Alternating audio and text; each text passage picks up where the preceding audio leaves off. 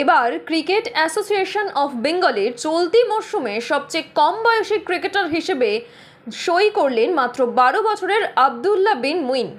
সই করলেন Victoria sporting ক্লাবে। সিএবি দ্বিতীয় ডিভিশনের ক্লাব এই ভিক্টোরিয়া চলতি বছরের যথেষ্ট শক্তিশালী দল গঠন করেছে বলেই জানিয়েছেন সচিব মঈনুদ্দিন বিন মাকসুদ। অভিজ্ঞ এবং তারুণ্য মিশেলে এই দল নিয়ে যথেষ্ট আশাবাদী মরশুমে ভালো ফল করার এমনটাই দাবি তার।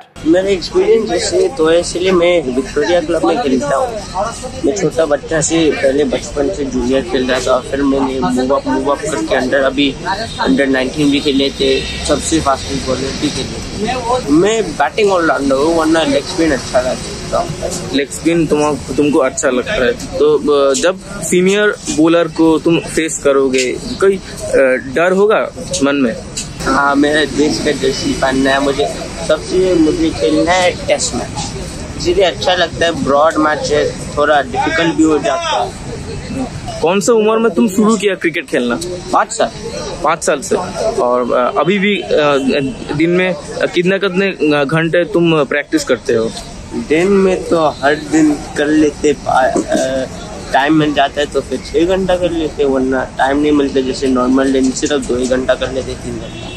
মহিন্দ্র, আমরা একটা বিষয় দেখছি, এবারে ক্রিকেটের ময়দানে দলবদল শুরু হয়ে গেছে এবং ভিক্টোরিয়া যে দল তৈরি করেছে সেকেন্ড ডিভিশনে তা কিন্তু অন্যতম সেরা বলা যেতে পারে। এবং আরও যেটা উল্লেখযোগ্য সেটা হলো 12 বছরের একজন ক্রিকেটার যাকে ময়দানে খেলতে দেখা যেতে পারে।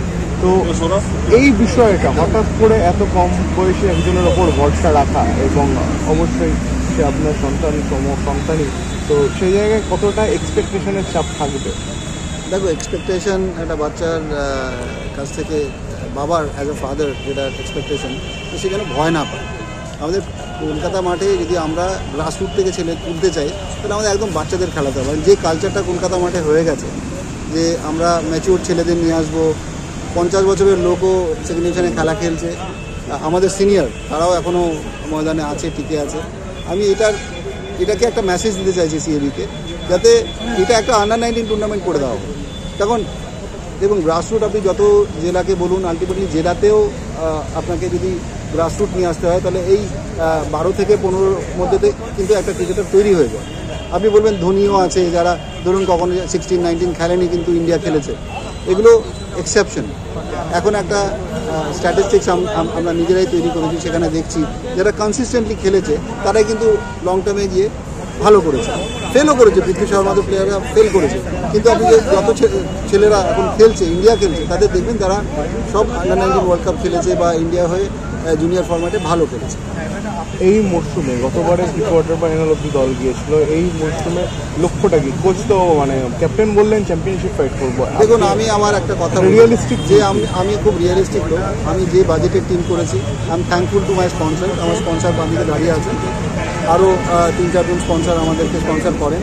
তো আমার কাছে সবচেয়ে বেশি ইম্পর্টেন্ট হচ্ছে যে ছেলেরা যেন আনন্দ করে খেলে এবং without any fear, without any যেটাকে বলে যে ক্রিকেট থেকে ভয়, যে আমি পারফর্ম করবো না, আমার ভয় লাগছে, বড় ছেলেরা খেলছে, সেটা যেন না হয়। আমি সামনে বছর আরও বাচ্চারা যদি খেলতে, আমি সামনে বছর আমি ঠিক করেছি পুরোটাই আন্ডার 19 টিম করবো এবং বাছা ছেলে নিয়ে আসবো এবং আমরা চ্যাম্পিয়নও হবো। এবছরও আমরা ভালো টিম করেছি, আমরা যদি কোয়ালিফাই করে যাই খুব ভালো, but we will keep on trying. তার মানে কি এটা বলা যেতে পারে যে আগামী দিনে ভিক্টোরিয়া স্পোর্টিংকে দেখা যেতে পারে ক্রিকেটার তৈরির কারখানা হিসেবে? অ্যাবসলিউটলি, আমরা প্রডিউস করেছি। আপনি দেখুন, current Ranji trophy player Sumanta Gupta আমার ক্লাবের প্রোডাক্ট, সে খেলছে রঞ্জি ট্রফি। আরও ছেলেরা আছে যারা খেলবে এবং আমাদের নবনীলও এবছর ভালো খেলে ফার্স্ট ডিভিশনে গেছে, আরও 3-4টে ছেলে আমাদের সেকেন্ড ডিভিশন থেকে ফার্স্ট ডিভিশনে গেছে। এই যে নার্চার করতে পারছি এবং বাচ্চা ছেলেদের আমরা উপরে পাঠাতে পারছি, যে 18-19 বছরের ছেলেদেরকে আমরা অভয় দিয়ে পাঠাতে পারছি যে তোমরা উপরে গিয়ে খেলো, এটা দ্যাটস। আপনারা দেখছেন ইউএন লাইভ, বাংলা খবরের শেষ কথা।